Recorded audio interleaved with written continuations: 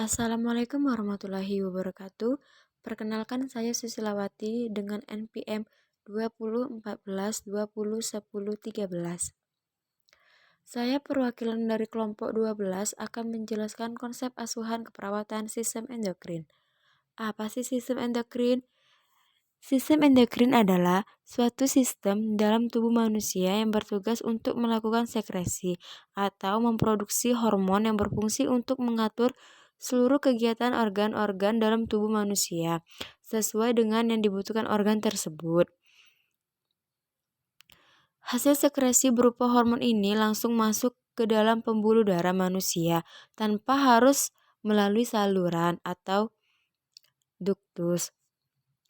Sistem endokrin terbagi menjadi beberapa kelenjar endokrin, yang jika dalam satu kesatuan disebut dengan sistem endokrin. Jadi, sistem endokrin merupakan gabungan dari beberapa kelenjar endokrin. Kelenjar endokrin itu sendiri ada yang menghasilkan satu macam hormon tunggal dan juga menghasilkan beberapa hormon ganda. Dan selanjutnya, fungsi kelenjar endokrin. Sistem endokrin berfungsi untuk mempertahankan hemostasis selama istirahat dan olahraga. Saraf dan sistem endokrin juga bekerja sama untuk memulai dan mengendalikan gerakan dan semua gerakan yang melibatkan proses fisiologis, di mana sistem saraf bertindak cepat, menyampaikan pesan impuls saraf. Sistem endokrin memiliki respon lebih lambat tapi lebih tahan lama dari impuls sistem saraf. Adapun secara umum fungsi kelenjar endokrin. Yang pertama, penghasil hormon. Kelenjar endokrin bertugas untuk menghasilkan berbagai macam jenis hormon yang nantinya akan disalurkan ke darah apabila diperlukan oleh jaringan tubuh tertentu. 2. Mengontrol aktivitas. Kelenjar endokrin bertugas untuk mengontrol aktivitas dari kelenjar tubuh agar dapat berfungsi dengan normal dan maksimal. 3. Merangsang aktivitas. Kelenjar endokrin juga bertugas untuk merangsang aktivitas kelenjar tubuh untuk kemudian disampaikan ke sistem saraf dan menciptakan suatu efek dari rangsangan tersebut. Yang keempat, pertumbuhan jaringan. Kelenjar endokrin juga mempengaruhi pertumbuhan jaringan pada manusia agar jaringan tersebut berfungsi maksimal. Kelima, mengatur metabolisme.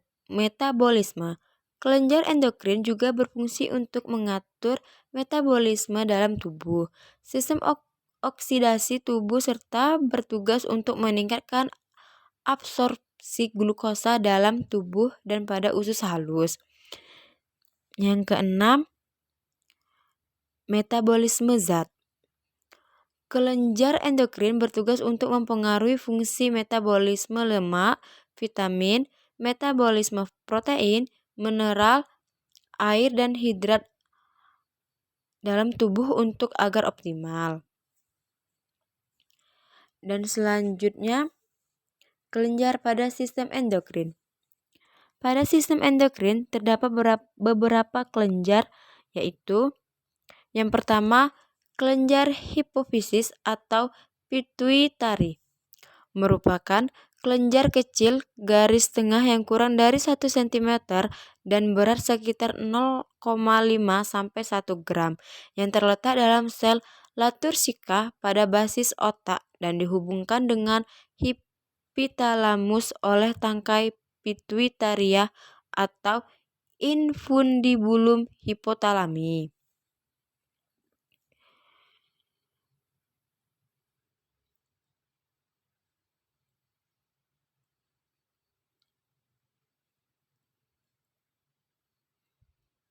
Yang kedua, kelenjar tiroid. Kelenjar tiroid terdiri dari dua lobus lateral yang dihubungkan melalui sebuah isthmus yang sempit.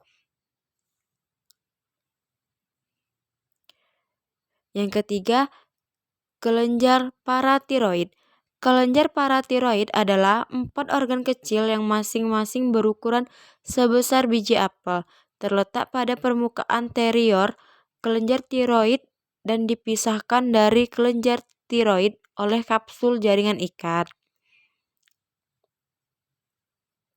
4. Kelenjar kalsitonim.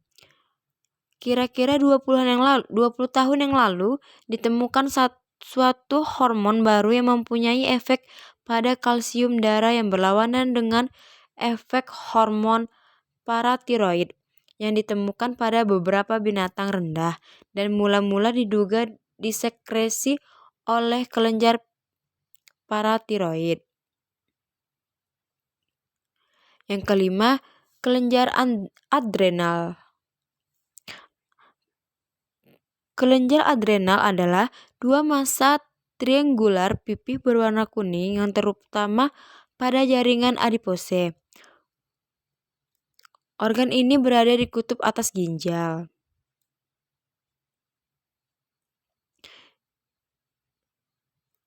Yang keenam, pankreas endokrin.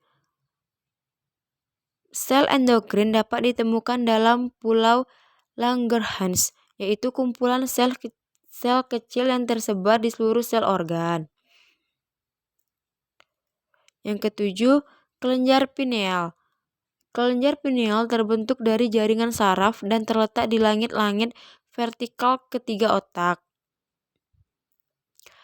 Kelenjar ini terdiri dari pinealocyte dan sel neuroblia penopang. Yang kedelapan, kelenjar timus. Kelenjar timus terletak di dalam toraks, kira-kira pada ketinggian bifurkasi trakea. Warnanya kemerah-merahan, terdiri atas dua lobus. Yang kesembilan, kelenjar kelamin atau gonad. Gonad merupakan organ reproduksi seks utama, terdiri atas testis pada pria dan ovarium pada wanita. Selain sebagai kelenjar eksorin untuk menghasilkan sperma, testis juga berperan sebagai kelenjar endokrin dalam mensekresikan hormon testosteron.